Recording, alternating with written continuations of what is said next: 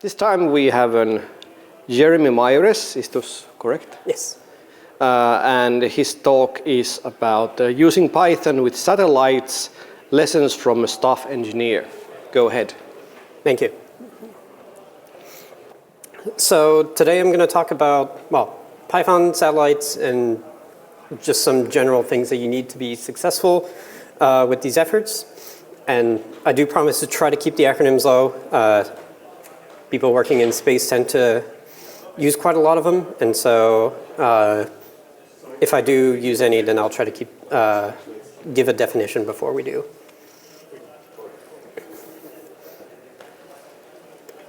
So I first need to kind of go over some disclosures. So while the company is paying for my trip here, the content is my own. And I cannot go into too much sensitive details. It is a sensitive topic. But what I can share is basically based off of public information. So the opinions here are my own and don't necessarily reflect the whole company opinion there. So a bit about me. I'm Belgian American. That kind of will explain the accent, is that I grew up in Florida. I have a computer science background. And well, having grown up in Florida, I got to see quite a lot of rocket launches. And that kind of fueled my interest in aerospace.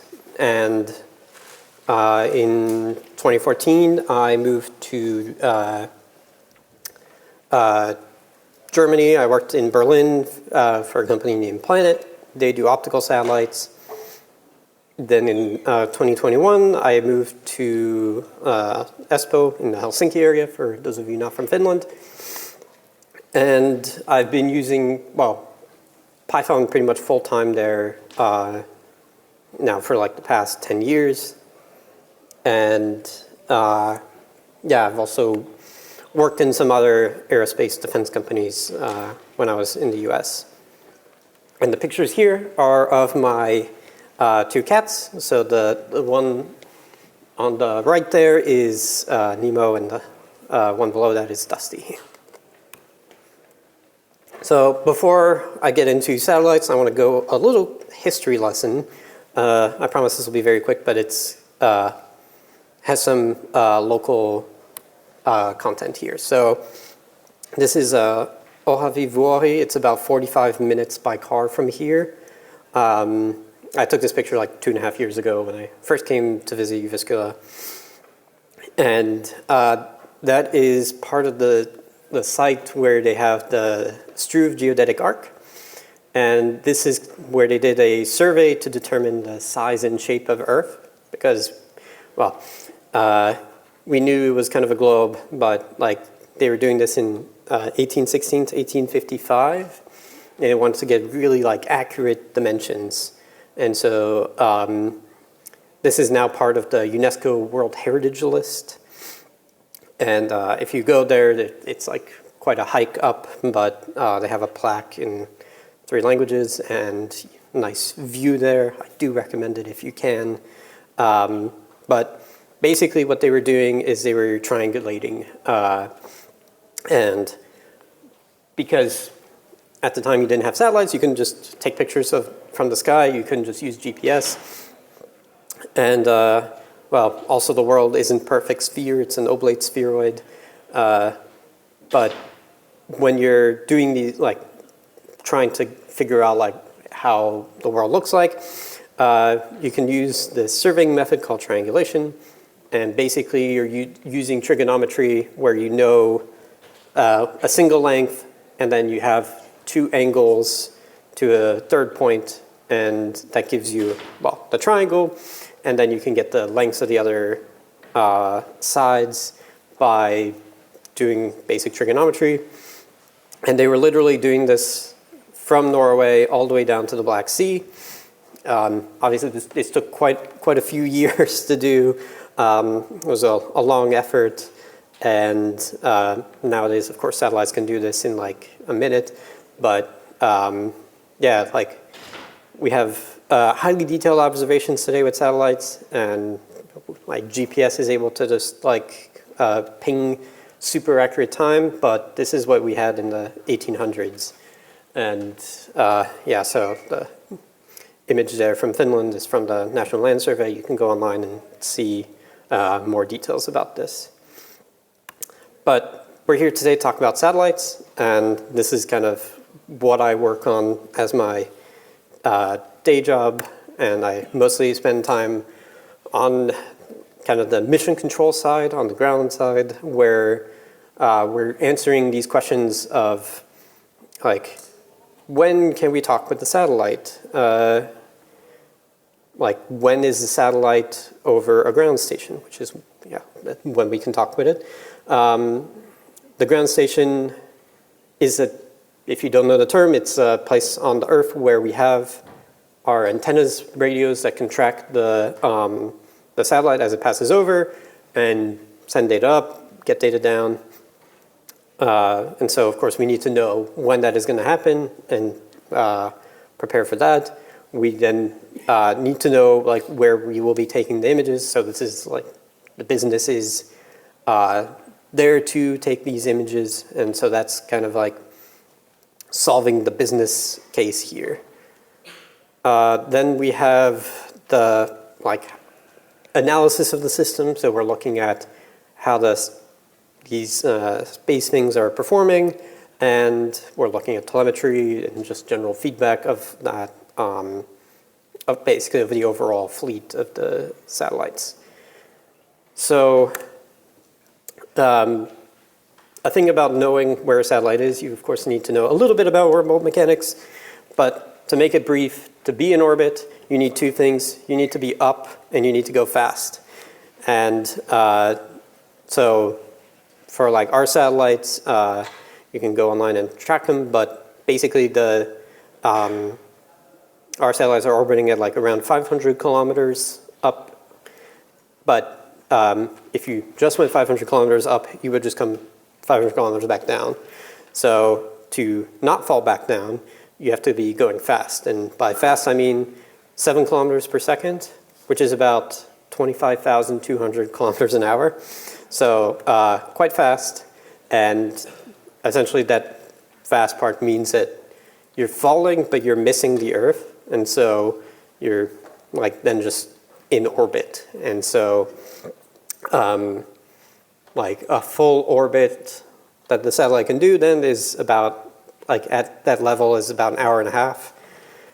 So hour and a half later, it's gone all the way around the world. And the way we then define these orbits, luckily we don't have to reinvent anything.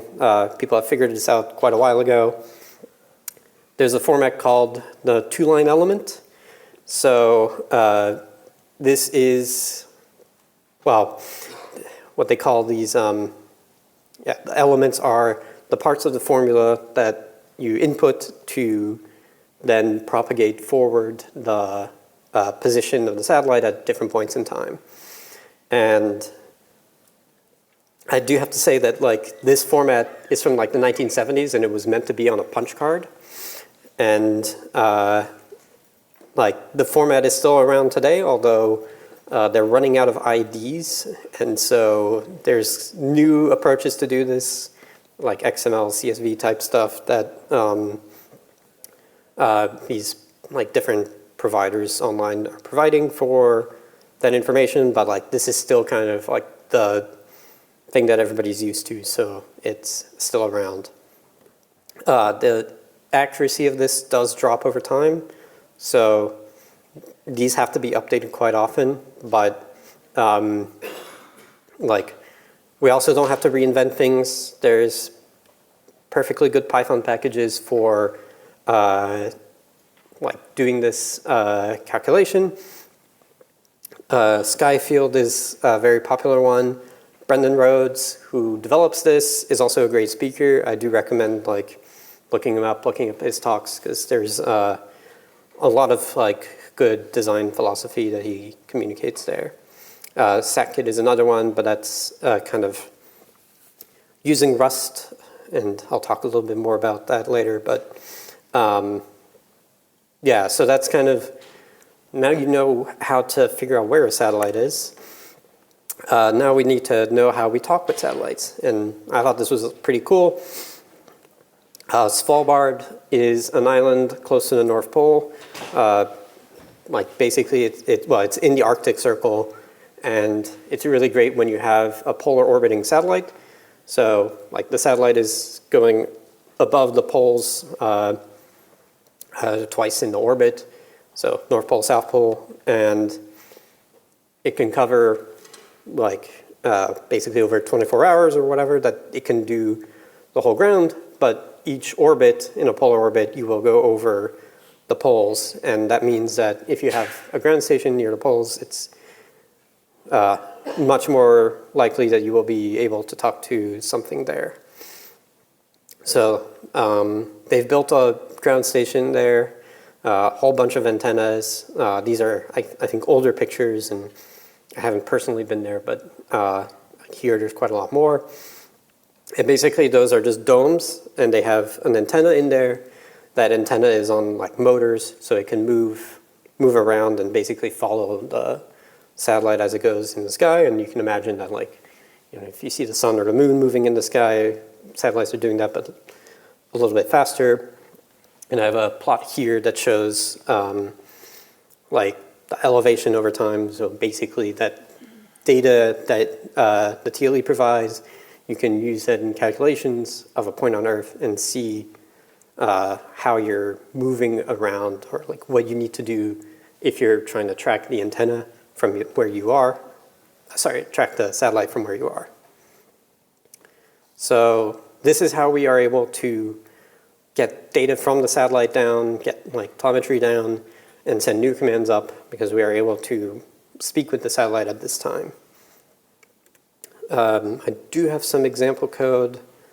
I'm looking at the time. I think I should have some time to show quickly.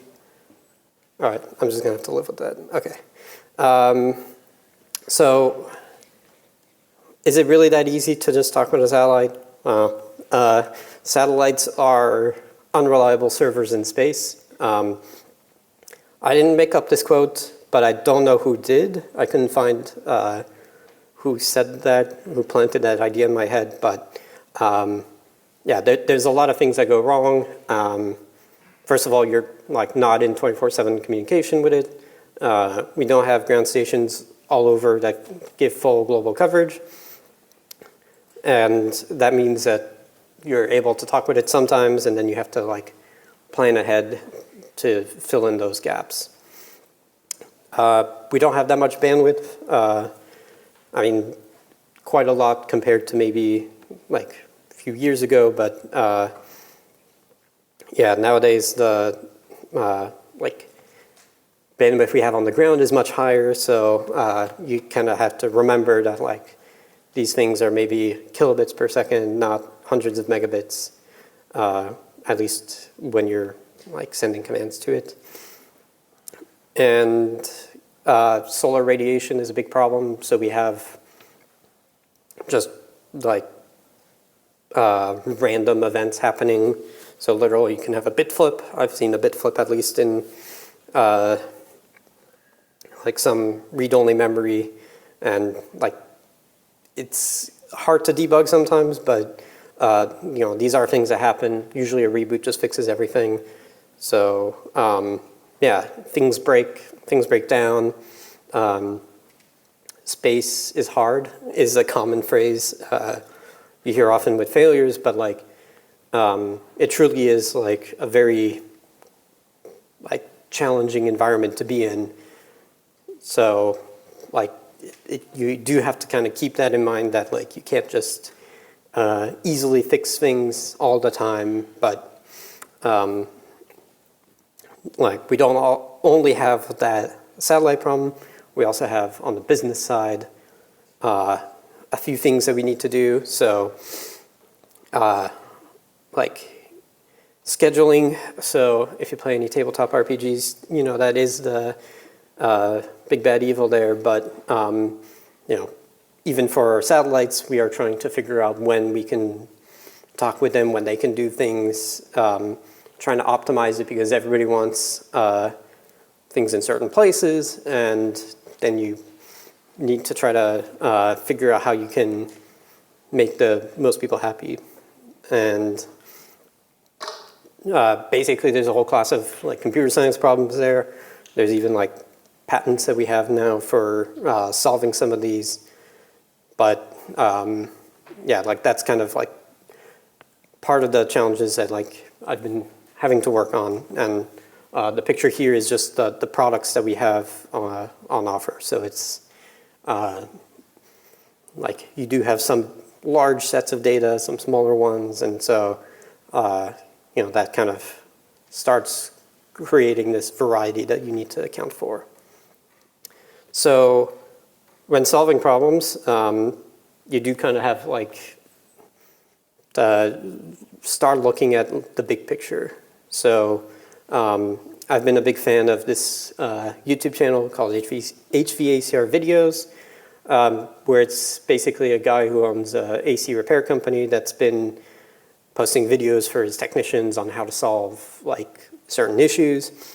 And it's really interesting to see how that same line of thinking that he has in those videos of like, you know, keep the big picture in mind and think of the sequence of operations, like don't just like reset a breaker and then be like, oh, it was just off and then leave. So you do need to kind of go through and be like, okay, why did this happen? Why did we have this failure? Oh, it's because of this reason here. And so that is really interesting just to see that, like, you know, we deal with computers. Computers don't necessarily have all these physical problems, although when you do go into satellites, they are physical machines as well. But at least from my point of view, I think that satellites are a little less magical than air conditioning because of like the weird physics of latent heat and refrigeration cycle. So I do recommend, yeah. But yeah, I do recommend that channel, you know, just to see the way of thinking there. So how do we tackle these scheduling things? Now we get into the Python side. So we do use quite a bit of Python, at least I do, and there are some things to trade off to think about. So we have both very like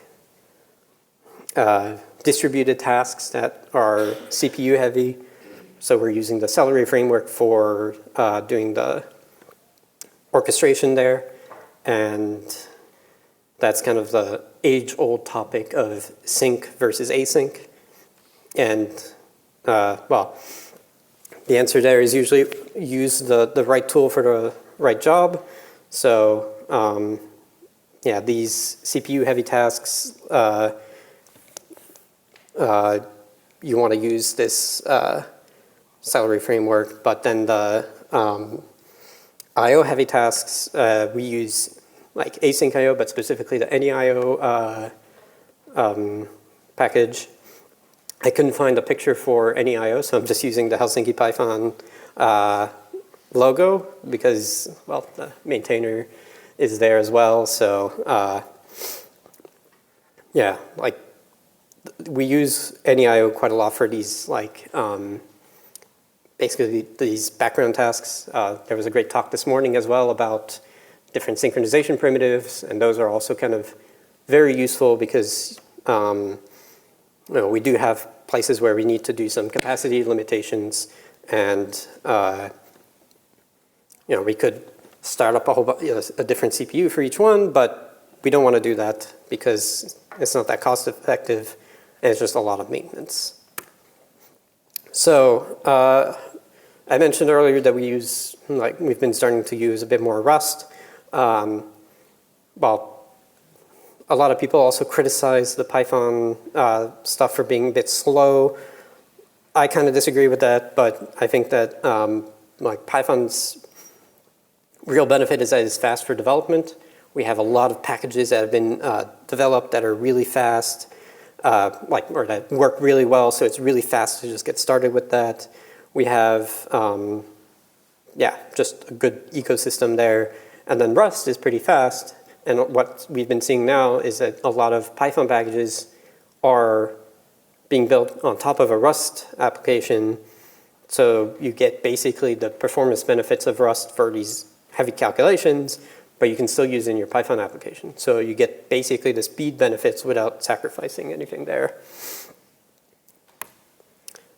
And like basically a lot of the engineering work has been trade-offs. So I was going to talk a bit about like microservices and monoliths and service-oriented architecture, but like really there is no right answer there. Like you always have to kind of think about your organization, like how your teams are structured, and basically be building off of what you can. And so the monolith that maybe you've inherited as a new team member was probably just because that was what had to be built at the time. It was the easiest thing to do.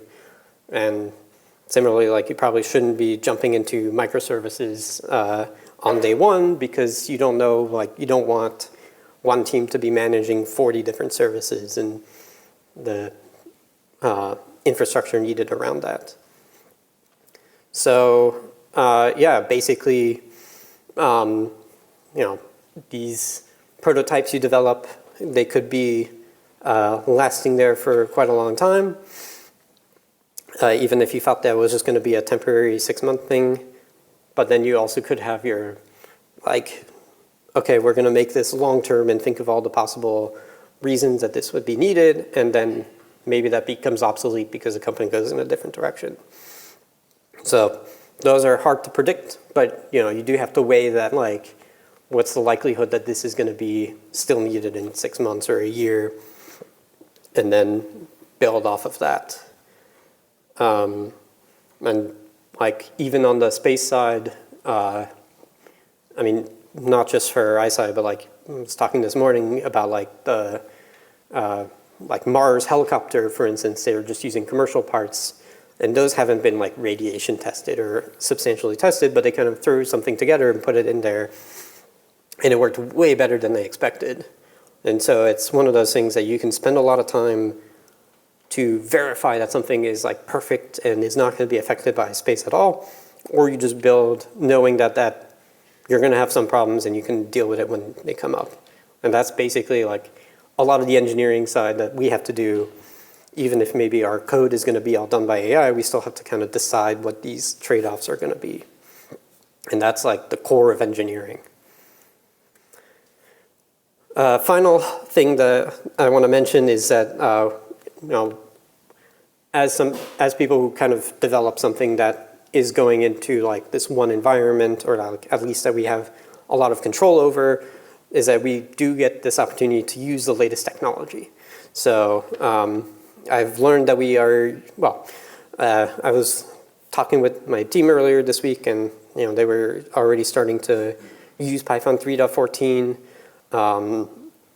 There's a few features in there that aren't on this beautiful logo, but that we really enjoy, like the deferred annotations and UUID v7 that's now native. Those are really cool. And we can do this because we're using containers. So we package everything in Docker, and then we're not necessarily tied to the system Python. So we can just use the latest version as it's come out, as our packages are working on it. And I do kind of want to also raise the fact that the library maintainers still have to support Python 3.10, or like they can now start using the features in Python 3.10 as Python 3.9 is now end of life.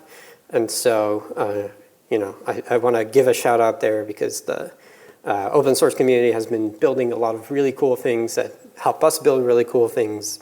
And yeah, so thank you, and thank you, Hugo, as well, for that nice Python 3.14. So yeah, I just have some other things I want to mention here, like other videos if you want to watch. So Mark Rober has a video about building his own satellite. You might have heard something about SatGus or that stuff. That video is surprisingly like similar to how like any other real satellite is built and developed. So go check that out. I'll try to post some links in Discord later. And then there's also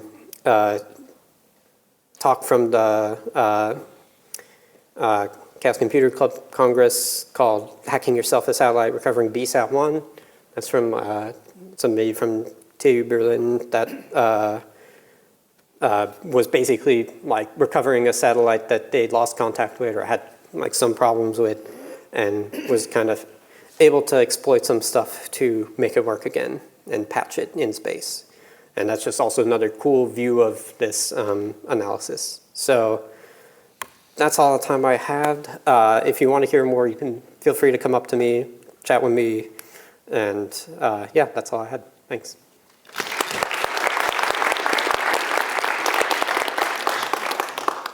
And are there any questions?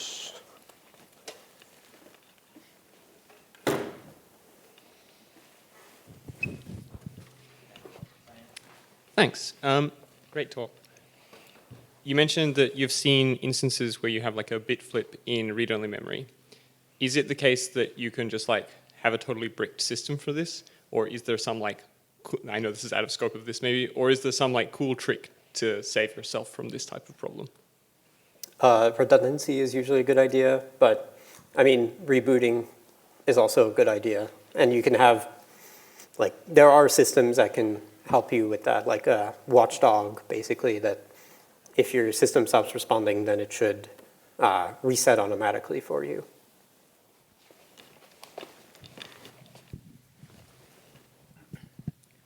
I also want to talk about bit flips. When you mentioned that this like solar radiation magic often happens, do you talk about like commercial off-the-shelf hardware, or is it like space-graded hardware? And is this like, they often talk about like space-graded radiation-hardened stuff. Does it help to avoid it or only mitigate a little bit?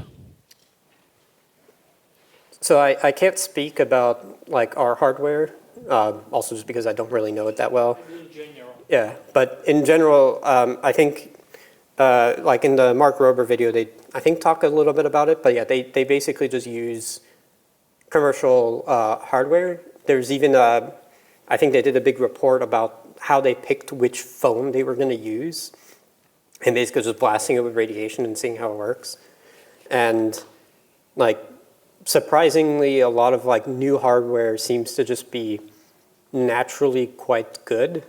The thing with like radiation hardened is that you can bring it into more radiation like heavy areas. And so there's like different types of orbits that are going to be receiving more radiation just because of how the magnetic sphere works in Earth. But also even like if you're leaving the Earth and going into like interplanetary missions, I think they tend to use, like it's part of that risk profile of like these satellites, like the SatGus for instance, like it's a relatively small, cheap thing. So they don't want to like spend too much money on it because it's just going to anyways last about a year or so. But if you're sending something to a different planet, then that's like a 30-year investment. So you want to have something that is going to be able to withstand the radiation a bit more. But yeah, I think it's, from what I understand, it's still all probabilities. So it's like the chance that a bit flip happens just decreases exponentially with certain types of radiation hardening.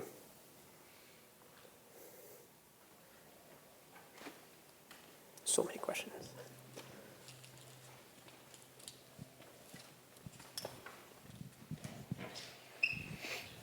Yeah, my question is that as an aspiring software engineer in this region, I want to learn more about that. So I was asking how the rapidly evolving industry is coming up with the tech stacks, and how can a person learn about this a bit more? So is it changing a lot, or is it more conservative as in other areas? I think it's, I mean, it's hard for me to tell because I'm working in one job. So like I last changed companies like 5 years ago, and I don't really know exactly what everybody else is doing. But I mean, from my point of view, we do try to kind of follow the new tech stacks and So yeah, like you can kind of end up in this world where like a company can decide to be like, okay, everything is stable, we're not going to touch it, we don't want to change anything, but then that starts becoming more and more difficult for a company to then adapt when some new thing comes in. So like being able to adapt to these new technologies, like if you're integrating AI or integrating any of bringing in new packages or new versions or like learning Rust, like all these things are kind of the current thing. And so of course, engineers will try to spend a bit of time on that, but you always also have your core competencies. So like, yeah, you can be using Celery, which has been around for a while, but we also try to use like async, even though that's newer than like when we maybe first started. All right, thank you. Yeah, we have time for one more question over there. Hey, Jeremy, thanks for the shout out. So you were talking about communication with the ground base, that you have to schedule the jobs that you want to perform there. I just have like one maybe clarifying question. Do you have like a list of smaller jobs that you just try to perform for as long as the satellite is in communication range, and then you cancel the last one when it just gets out of the range? Or do you have like long-lasting jobs that go over a couple cycles that you need to get in communication and then wait until the next communication window happens? I think we have a bit of both. So, but yeah, I'm not sure what exactly I can say, but yeah, we can talk more about it. That's the secret sauce. Yeah, let's give an applause to Jeremy.